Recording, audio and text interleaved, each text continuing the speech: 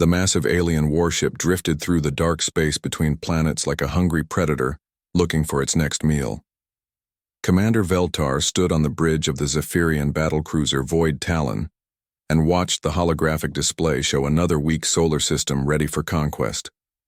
His people had done this 47 times before, and it always ended the same way. The primitive species would either surrender quickly or die fighting with their simple weapons. Veltar was a veteran of many wars. His blue-scaled skin bore the ritual scars of a warrior who had never lost a battle. His forearms moved with practiced ease as he checked weapon systems and reviewed intelligence reports about this new target. The humans called this place the Kepler 442 system, and they had built a small colony on the third planet. Early scans showed they had basic technology, but nothing that could threaten a Zephyrian war fleet. The bridge hummed with quiet efficiency as his crew prepared for another easy victory. Sub-Commander Crix worked at the sensor station with her tentacles dancing over the controls. Navigation Officer Dex plotted the most efficient route to the human colony. Weapons Specialist Ran powered up the plasma cannons that had destroyed countless enemy ships. Everything was routine until Crix made a sound of confusion. "Commander, I am detecting an unusual energy signature on the edge of this system," Crix said as her main eye stalks focused on the display. "There is a large vessel near the asteroid belt, but it does not match any known design in our database." Veltar moved to the sensor station and studied the readings. What he saw made him pause.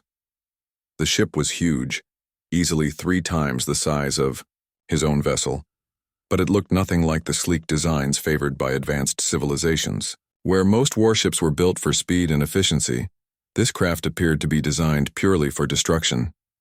Its hull was covered in weapon ports and armor plating that seemed impossibly thick. "How long has it been there?" Veltar asked. "Unknown, Commander. It was not moving when we first entered the system, and it is not moving now.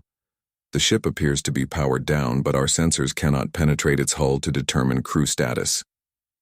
Veltar studied the strange vessel with growing interest. In 47 conquests, he had never encountered a ship design like this. Most civilizations built their warships to look impressive and intimidating. This human vessel looked like it had been designed by engineers who cared only about killing enemies and staying alive while doing it. Every line and curve suggested brutal efficiency rather than elegant technology. Meanwhile, on the bridge of the human dreadnought Iron Phoenix, Captain Jake Morrison watched the alien ship with calm eyes. His brown hair was starting to show gray at the temples after 20 years of military service, but his mind remained sharp. He had been expecting this day ever since human deep space probes detected signs of an expanding alien empire moving toward Earth territory. "How long have they been studying us, Lisa?" Morrison asked his communications officer. Lieutenant Lisa Park brushed her black hair away from her face as she checked her instruments. 3 days, sir. They have been running passive scans but no active probes.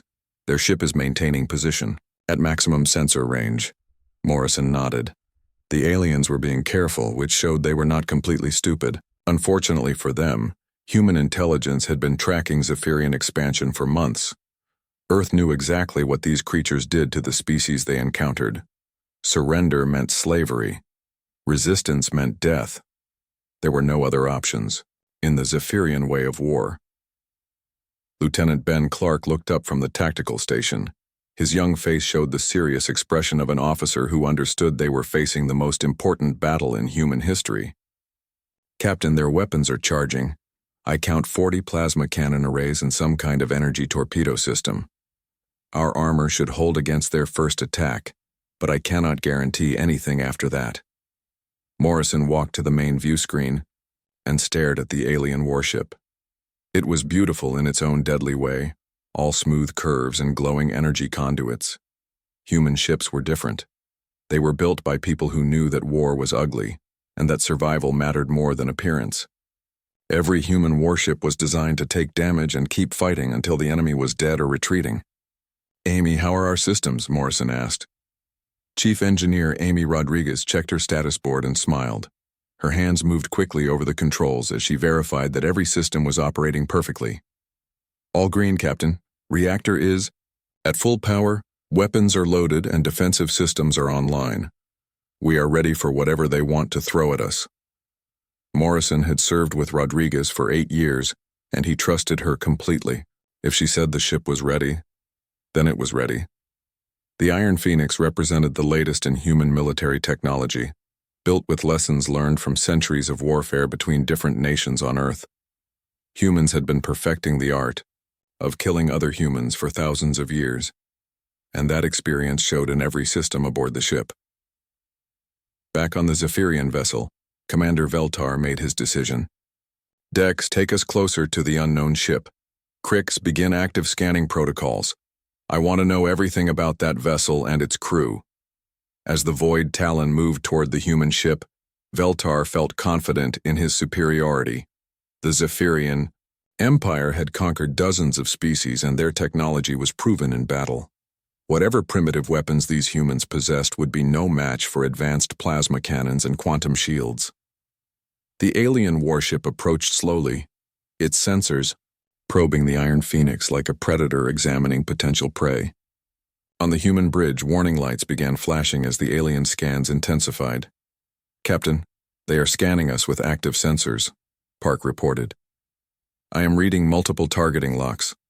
Morrison remained calm as he watched his enemy approach. This was the moment that would determine humanity's future in the galaxy. If the Iron Phoenix won this battle, Earth would have time to prepare its defenses. If they lost, human civilization would face extinction or slavery.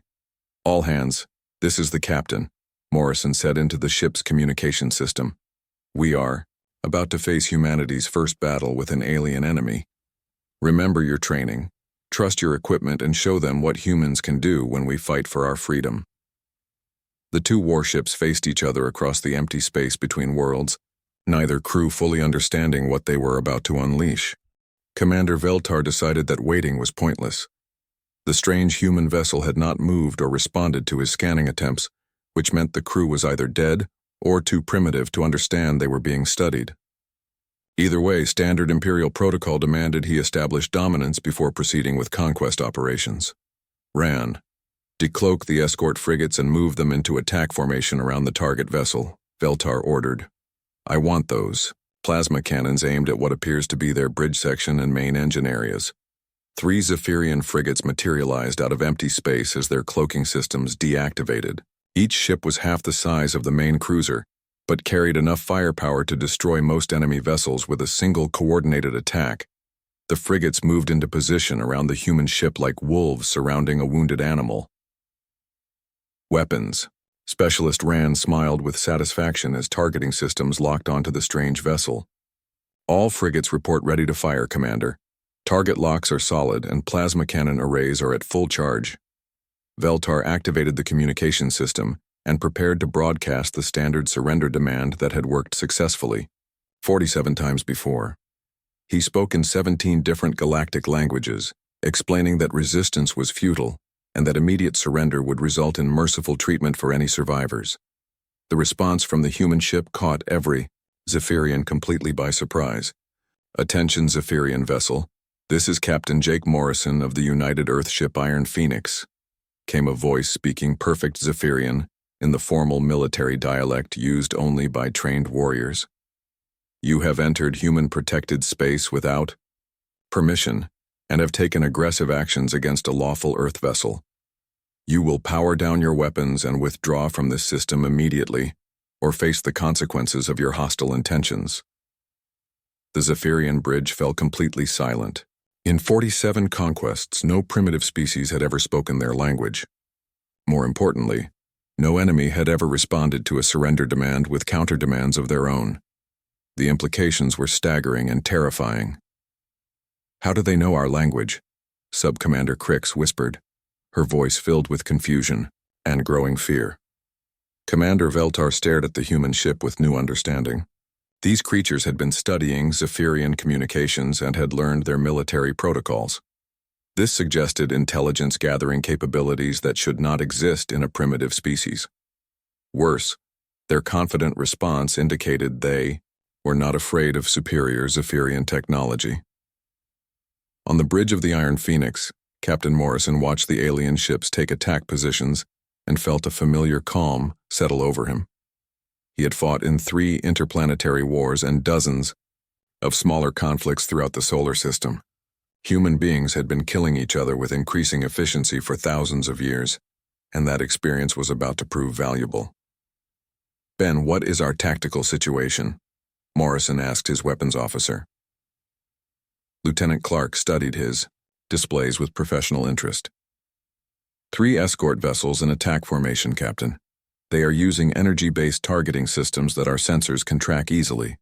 Main alien vessel is staying at maximum weapons range, probably hoping to avoid getting damaged while the smaller ships do the actual fighting.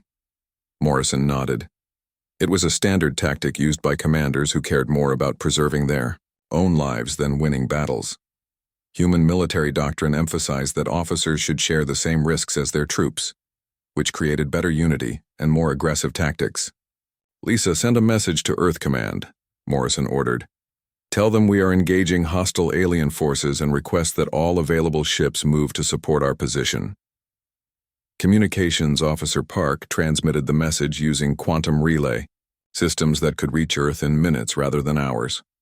The response came back quickly with confirmation that 4 additional human warships were already moving toward the Kepler 442 system at maximum speed. Chief Engineer Rodriguez looked up from her status board with a grim expression. "Captain, I am reading massive energy buildup in those alien ships. They are preparing to fire everything they have at us." Morrison walked to the main view screen and studied his enemies. The Zephyrian ships were beautiful and deadly, representing centuries of technological advancement by a species that had conquered dozens of worlds. Unfortunately for them, they had never fought humans before. "Amy, transfer all available power to forward shields and defensive systems," Morrison commanded. "Danny, prepare to return fire the moment they attack us." Weapons Officer Danny Torres grinned as he armed the Iron Phoenix's main battery. Human weapons were different from anything used by other species in the galaxy. Where most civilizations relied on energy-based systems like plasma cannons and laser arrays, humans preferred kinetic weapons that fired solid projectiles at incredible speeds. Back on the Zephyrian flagship, Commander Veltar realized he was facing something unprecedented in his military career. These humans showed no fear and seemed confident they could win a battle against overwhelming odds. Their ship remained motionless, but energy readings suggested all systems were fully operational and ready for combat. "Commander, should we proceed with the attack?" Ran asked, his voice uncertain for the first time anyone could remember. Veltar considered his options carefully. Retreat would mean admitting that the mighty Zephyrian Empire had been intimidated by a single primitive vessel, which would damage his reputation and possibly end his career. Attack would prove Zephyrian superiority and add another victory to his record. "All frigates open fire," Veltar ordered. "Target their bridge, engines, and weapon systems. I want that ship disabled, not destroyed. We need to capture their technology and learn how they acquired knowledge of our language." The 3 escort frigates fired simultaneously, sending streams of superheated plasma toward the human vessel at the speed of light. The coordinated attack contained enough destructive energy to vaporize most enemy ships and should have ended the battle in seconds. Instead, something impossible happened. The human ship absorbed the plasma strikes with minimal visible damage. Its hull glowed briefly where the energy beam struck, but the armor plating held firm and the vessel remained fully operational. Warning lights flashed on every Zephyrian bridge as sensors registered that their most powerful weapons had been completely ineffective. "Impossible," Rand whispered as he stared at his targeting display. "Nothing can withstand that much concentrated plasma fire." On the Iron Phoenix bridge, damage control reports began coming in from all sections. Lieutenant Clark checked his systems and looked up with surprise. "Captain, we took direct hits from all 3 enemy vessels, but damage is minimal," Clark reported. "Hull breaches in sections 7 and 12, but emergency systems sealed them automatically. All primary systems remain operational." Morrison smiled grimly. Human engineers had designed the Iron Phoenix's armor after studying their own weapons for decades. If the ship could survive attacks from human kinetic cannons and nuclear warheads, alien plasma beams were not going to penetrate its defensive systems easily. "Danny, show them what human weapons can do," Morrison ordered. "Torres, activated the main battery and fired a full spread of kinetic rounds at the nearest Zephyrian frigate. The Iron Phoenix unleashed its first volley with devastating precision. 6 tungsten rods, each weighing several tons and accelerated to 20% of light speed, streaked across space toward the closest Zephyrian frigate. The alien crew had no time to react before the kinetic projectiles struck their vessel. The results were catastrophic for the Zephyrians. Their energy shields, designed to deflect plasma beams and laser attacks, offered no protection against solid metal moving at relativistic speeds. The tungsten rods punched through the frigate's hull like bullets through paper, creating massive holes that vented atmosphere and debris into space. The first frigate exploded in a brilliant flash of light as its reactor containment failed. The second vessel, caught in the blast radius, tumbled away with its weapon systems destroyed and its hull cracked open like an egg. The third frigate's captain tried to retreat, but human targeting computers had already calculated the optimal firing solution. On the Zephyrian flagship, Commander Veltar watched in horror as 2 of his escort vessels were destroyed in less than 30 seconds. His sensors showed that the human ship had fired simple metal projectiles, not the advanced energy weapons he expected from a spacefaring civilization. "How is this possible?" Sub-Commander Crix asked, her voice shaking with disbelief. "They are using primitive kinetic weapons against our advanced defensive systems." Veltar studied the tactical display with growing understanding and terror. The humans had not developed more advanced weapons than the Zephyrians. Instead, they had perfected older technology to a degree that made it more effective than energy-based systems. It was like being defeated by warriors using sharpened sticks instead of plasma rifles. "Ran, target their weapon ports and fire everything we have," Veltar commanded. "Whatever technology they are using, it cannot withstand the combined firepower of a battlecruiser." The Void Talon opened fire with every weapon system, sending dozens of plasma beams and quantum torpedoes toward the human vessel. The attack represented enough destructive power to level a city, focused on a single target that should have been vaporized instantly. The Iron Phoenix weathered the assault like a mountain enduring a storm. Its composite armor, created from materials developed during centuries of human warfare, absorbed and dispersed energy that would have destroyed any other known vessel. Where Zephyrian technology focused on elegant efficiency, human engineering emphasized brutal effectiveness and redundant safety systems. Captain Morrison felt the ship shake under the alien bombardment, but remained calm as damage reports came in from all sections. Chief Engineer Rodriguez coordinated repair efforts while Medical Officer Kelly Wright prepared to treat casualties that never materialized. "Damage report," Morrison requested. Lieutenant Clark checked his instruments and shook his head in amazement. "Armor plating is scorched but holding, Captain. We lost 2 sensor arrays and 1 secondary weapon mount, but all primary systems are operational. Whatever those aliens are shooting at us, our defenses were built to handle much worse." Morrison understood why their armor was so effective. Human military engineers had spent decades studying their own weapons and designing defenses that could survive attacks from other humans. Since human beings were the most creatively destructive species they knew, their defensive technology was far more advanced than aliens expected. "Danny, target their main ship and fire a full spread," Morrison ordered. Weapons Officer Torres locked onto the Zephyrian flagship and unleashed 12 kinetic rounds from the Iron Phoenix's main battery. Each projectile was larger than the ones that had destroyed the frigates, and they moved even faster thanks to the ship's upgraded acceleration systems. Commander Veltar watched the incoming projectiles on his tactical display and realized his shields would be useless. "Evasive maneuvers," he shouted, but it was already too late. 6 tungsten rods struck the Void Talon's port side, punching through armor that had never been penetrated in 47 previous battles.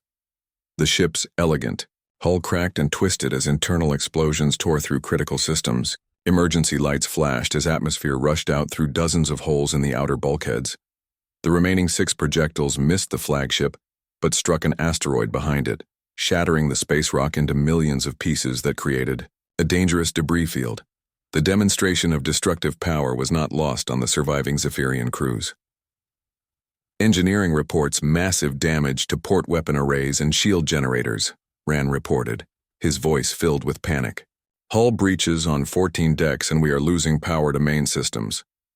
Veltar stared at his status displays in disbelief. A single human vessel had destroyed 2 of his frigates and crippled his flagship, using weapons that any civilized species would consider primitive. The implications were staggering and terrifying. On the Iron Phoenix Bridge, Communications Officer Park intercepted alien transmissions that were being broadcast on emergency frequencies. "Captain, I am picking up distress signals from the alien fleet. They are requesting immediate reinforcement and warning other ships about our weapons capabilities." Morrison nodded with satisfaction. The first part of humanity's strategy was working perfectly. Let the aliens underestimate human technology, then demonstrate why that was a fatal mistake. Now the enemy would bring larger forces, which would allow Earth to inflict even more devastating losses on the Zephyrian fleet. "How long until our reinforcements arrive?" Morrison asked. Clark checked the tactical display and calculated arrival times. "The Stormbringer will reach us in 4 hours, Captain. Thunderstrike and Lightning Call are 6 hours behind her. If the aliens bring their main fleet, we will be outnumbered until our ships arrive." Morrison studied the damaged alien vessels and made his decision. The Zephyrians would retreat to lick their wounds and plan a more serious attack. That would give Earth time to position additional forces and prepare for the real battle that was coming. "Lisa, send a message to the alien commander," Morrison ordered. "Tell him this is his only warning. Any Zephyrian vessel that enters human space will be destroyed without further negotiation." Park transmitted the message using the same formal military language that had surprised the aliens earlier. The response came back quickly, and her expression grew serious as she translated the alien words. "Captain, the Zephyrian commander says. He is withdrawing to report our capabilities to his superiors," Park reported. "He also says we have made a grave mistake by attacking the Zephyrian Empire, and that they will return with enough ships to turn this entire system into radioactive dust." Morrison smiled coldly. The aliens were reacting exactly as human strategists had predicted.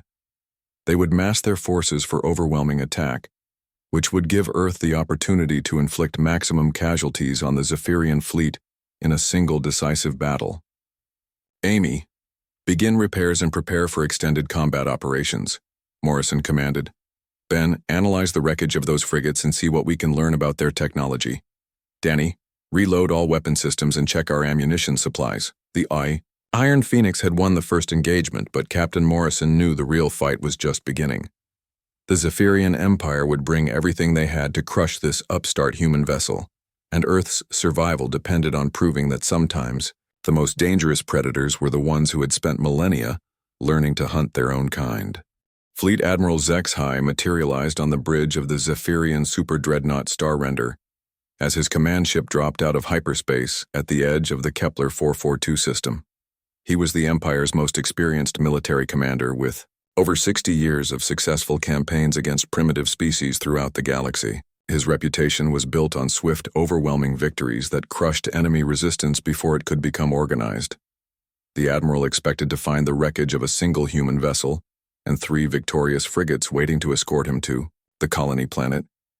Instead, his sensors showed debris fields where 2 of his ships should have been, one heavily damaged frigate limping away from the battle zone, and Commander Veltar's flagship venting atmosphere from multiple hull breaches. "What happened here?" Admiral HFY demanded as he studied the tactical displays. His communications officer established contact with the damaged flagship and transferred Commander Veltar to the main screen. The veteran warrior looked shaken and defeated, his usually perfect uniform torn and stained with green blood from minor wounds. "Admiral, the human vessel possesses weapons technology that defies all known principles of space combat," Veltar reported. "They use kinetic projectiles that move at relativistic speeds and penetrate our shields as if they did not exist. Their defensive systems absorbed concentrated plasma fire from 3 ships without significant damage." Admiral HFY listened to the report with growing disbelief and anger. He had built his career on the assumption that Zephyrian technology was superior to anything possessed by primitive species. The idea that simple metal projectiles could defeat advanced energy shields was absurd and embarrassing. "You were defeated by a single enemy vessel using primitive kinetic weapons?" the Admiral asked, his voice cold with disgust. "Sir, I understand how this must sound, but I recommend extreme caution when engaging these humans," Veltar replied. "Their ship appears to be designed specifically for combat against technologically advanced opponents. Every system seems optimized for maximum destructive capability." Admiral Zexhai terminated the communication and turned to study the human vessel that had caused so much trouble. The Iron Phoenix sat motionless in space, its hull showing scorch marks from the earlier battle but otherwise appearing fully operational. Long-range scans revealed weapon ports that were significantly larger than anything in the Zephyrian database. "How many ships do we have available for this engagement?" the Admiral asked his tactical officer. 12 heavy cruisers plus our flagship, sir," came the reply. "Each cruiser carries enough firepower to destroy most enemy vessels with a single volley. Combined with our own weapon systems, we can generate destructive energy equivalent to a small star." Admiral Zexhai nodded with satisfaction. Whatever tricks these humans possessed, they could not possibly survive attack from 13 major warships firing simultaneously. The Zephyrian Empire had never lost a battle when using such overwhelming force. Meanwhile, on the Iron Phoenix bridge, Captain Morrison watched the alien fleet deploy into attack formation and felt a familiar mixture of anticipation and concern. His single ship faced impossible odds by any reasonable military calculation, but human beings had never been particularly reasonable when their survival was at stake. "How many enemy vessels are we facing, Ben?" Morrison asked his tactical officer. "Lieutenant." Clark studied his sensors carefully before responding. 13 major warships, Captain. 12 heavy cruisers and 1 super dreadnought that appears to be their flagship. Combined firepower exceeds our defensive capabilities by a factor of at least 10 to 1. Morrison nodded calmly. The odds were exactly what Earth Command had hoped for when they developed their strategy for first contact with hostile aliens. Let the enemy mass their forces for what they believed would be an easy victory, then demonstrate why human military thinking was different from every other species in the galaxy. "Lisa, any word from our reinforcement fleet?" Morrison asked. Communications Officer Park checked her quantum relay systems and smiled. "Stormbringer reports they will reach us in 90 minutes, Captain. Thunderstrike and Lightning Call are 2 hours behind her. Admiral Hayes sends her compliments and asks if you need assistance dealing with a few alien ships." Morrison chuckled at the message from Admiral Sarah Hayes, one of Earth's most aggressive fleet commanders. She had volunteered to lead the reinforcement task force specifically because she wanted to test human weapons against alien technology in actual combat conditions. Chief Engineer Rodriguez looked up from her damage control station with a concerned expression. "Captain, we took some hits in the last engagement and I have not had time to complete full repairs. If they hit us with everything they have, I cannot guarantee our armor will hold." Morrison considered his options carefully. The Iron Phoenix could probably survive long enough for reinforcements to arrive, but the cost in human lives might be unacceptable. Alternatively, he could try a strategy that had worked well during Earth's various interplanetary conflicts. "Amy, can you overload our main reactor and channel the excess energy through our weapon systems?" Morrison asked. Rodriguez paused as she calculated the engineering requirements for such a dangerous procedure. "It would be possible, Captain, but extremely risky. We could either destroy every enemy ship in the system or blow ourselves up trying. The reactor was not designed for that kind of power surge." Morrison smiled grimly.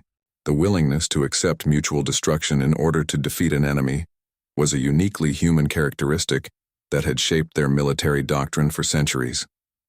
Most species preferred to retreat and fight another day rather than risk annihilation, which made them predictable and ultimately vulnerable. "Prep the overload sequence, but do not initiate until I give the order," Morrison commanded. "If we are going to die today, we will take as many of them with us as possible." Back on the Zephyrian flagship, Admiral Zexhai finished reviewing his battle plan and prepared to demonstrate why the Empire had never lost a major fleet engagement. 13 capital ships would focus their combined firepower on the single human vessel, overwhelming its defenses and ending this embarrassing incident quickly. "All ships report ready for combat, Admiral," his tactical officer announced. "Targeting computers have locked onto the enemy vessel and all weapon systems are charged for maximum effectiveness." Admiral HFY studied the human ship one final time and wondered what kind of species would build such an ugly, aggressive-looking vessel. Most civilized races created warships that were works of art as well as instruments of war. This human craft looked like it had been designed by engineers who cared only about killing enemies and surviving long enough to kill more enemies. "All ships, commence firing," Admiral HFY ordered. "I want that human vessel reduced to atomic particles." 13. Zephyrian warships opened fire simultaneously, creating a concentrated barrage of plasma beams, quantum torpedoes, and graviton missiles that lit up space like a miniature sun. The destructive energy was enough to crack a moon or vaporize an entire city, focused on a single target that should have been obliterated instantly. The Iron Phoenix disappeared in a blinding explosion of light and energy that registered on sensors throughout the solar system. When the glare faded and the electromagnetic interference cleared, Admiral HFY expected to see empty space where the human vessel had been.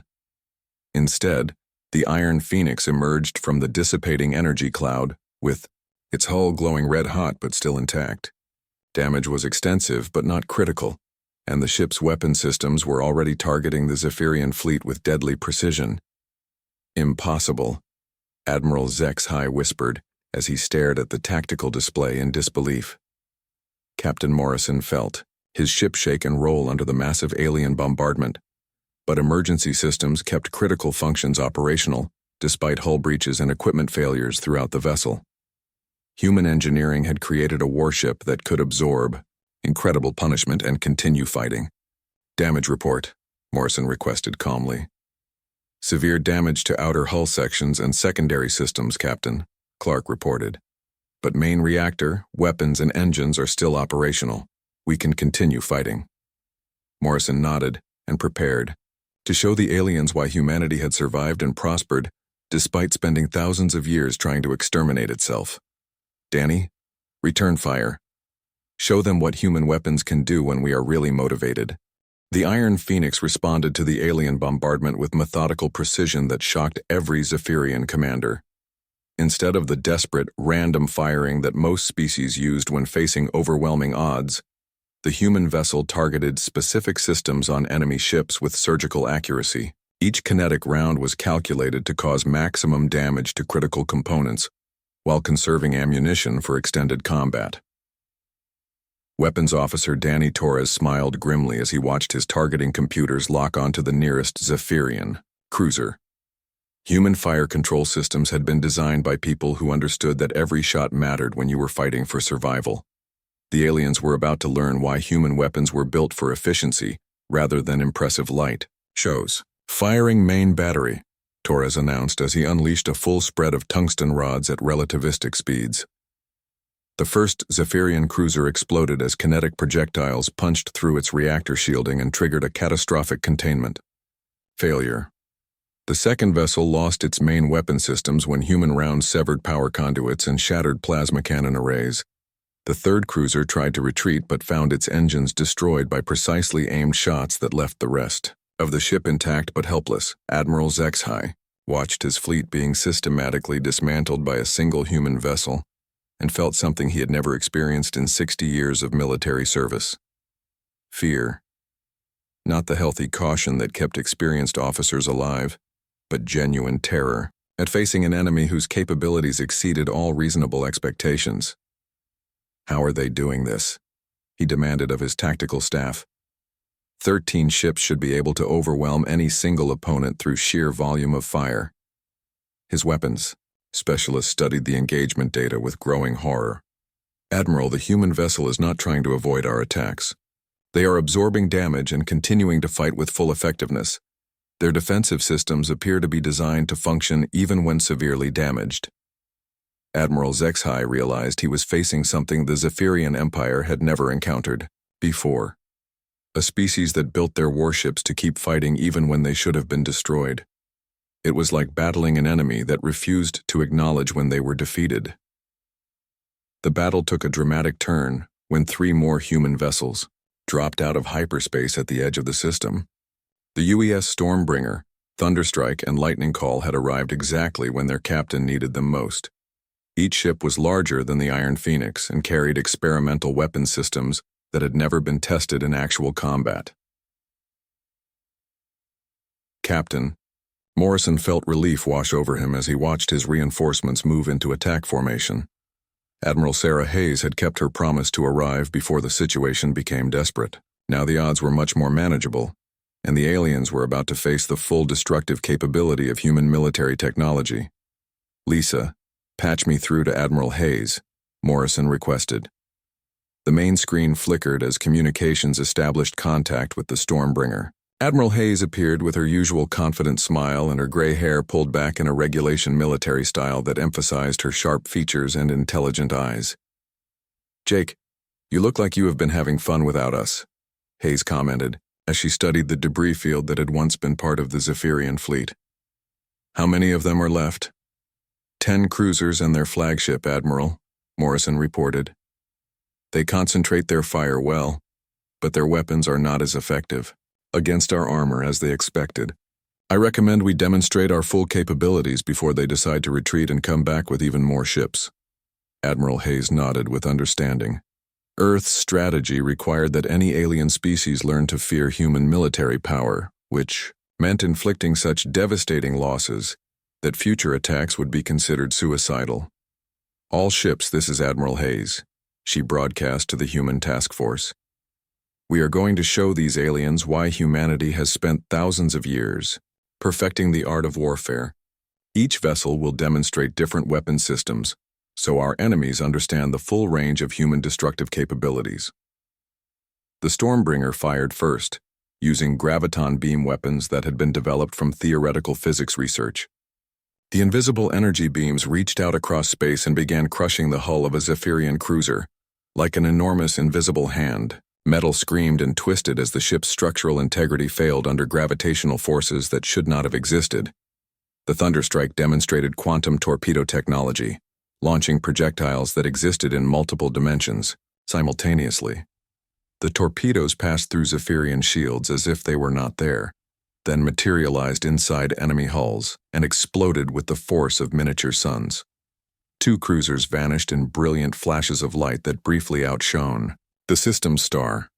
The lightning call used electromagnetic pulse weapons that shut down every electronic system on their target vessels. Zephyrian crews found themselves trapped aboard dead ships that no longer responded to any commands. Life support failed, artificial gravity disappeared, and emergency systems refused to function as human-generated electromagnetic fields scrambled every circuit and computer chip. Admiral Zexhai watched his fleet being destroyed by weapons that should not have existed and tactics that defied all accepted principles of space combat. The humans were not just technologically advanced. They were creatively destructive in ways that no other species had ever demonstrated. Each of their ships used completely different approaches to killing enemies, which suggested they had been developing military technology for far longer than anyone had imagined. "Admiral, we must retreat immediately," his tactical officer urged. "We have lost 8 ships and the remaining vessels cannot match their combined firepower." Admiral Zexhai knew retreat was the only rational option, but he also understood that running away would end his career and possibly result in execution for cowardice. The Zephyrian Empire demanded victory from its commanders, not excuses about superior enemy technology. "All remaining ships, focus fire on their flagship," Admiral Zexhai ordered. "If we can destroy their command vessel, the others might withdraw." The surviving Zephyrian warships concentrated their attack on the Stormbringer, hoping that eliminating the human admiral would break their coordination. It was a reasonable strategy that had worked against other species, but humans had developed their command structure during centuries of warfare against enemies who specifically targeted officers. Admiral Hayes felt her ship shudder under the alien bombardment but remained calm as damage reports came in from all sections. The Stormbringer had been built to survive attacks from multiple enemy vessels, and Zephyrian plasma weapons were not significantly more dangerous than the nuclear missiles and kinetic cannons used by human opponents. "All ships, continue engagement," Hayes ordered. "Show them what happens when someone threatens human territory."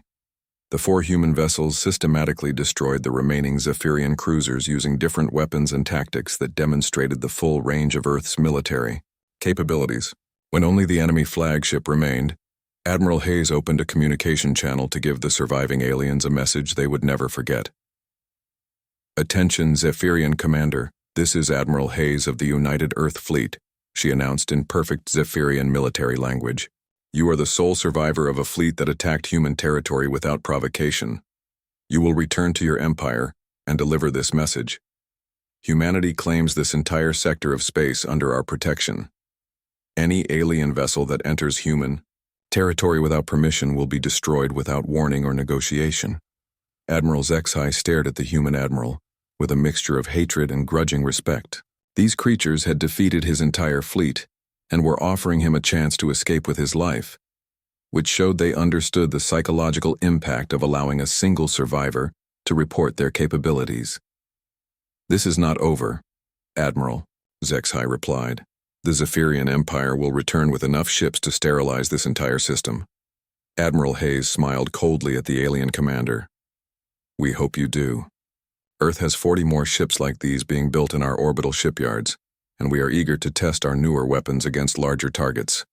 Please bring as many vessels as you can manage." The battered Zephyrian flagship limped away from the battle zone, carrying news that would shake the foundation of an empire that had never known defeat. Word spread throughout alien civilizations about the humans who had spotted their warship too late to turn back, and who had demonstrated that sometimes the most dangerous predators were the ones who had spent millennia learning to hunt their own kind. Captain Morrison stood on his damaged bridge and watched the enemy vessel retreat toward the edge of the system. The Iron Phoenix had survived humanity's first major battle with an alien species, and Earth now had time to prepare for the larger war that would inevitably come. The galaxy had learned that humanity was not just another primitive species to be conquered or enslaved.